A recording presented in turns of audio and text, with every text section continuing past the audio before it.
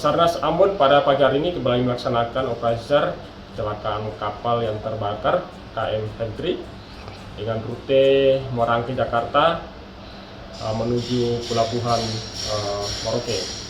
Kejadian pada tanggal 3 mengalami kebakaran antara Pulau Molo, Samlaki dan Pulau Tanimbar Tuan. Dilaporkan POB 32 orang, 5 orang selamat, 2 orang meninggal, dan masih ada 25 orang yang belum ditemukan.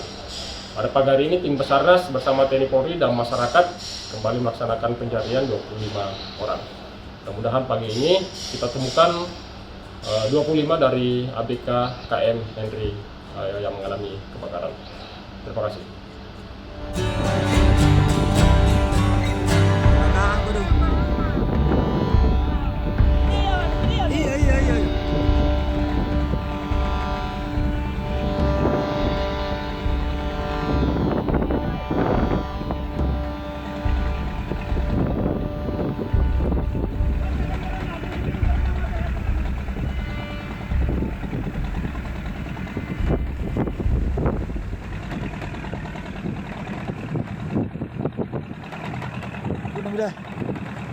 Terima kasih sudah nonton.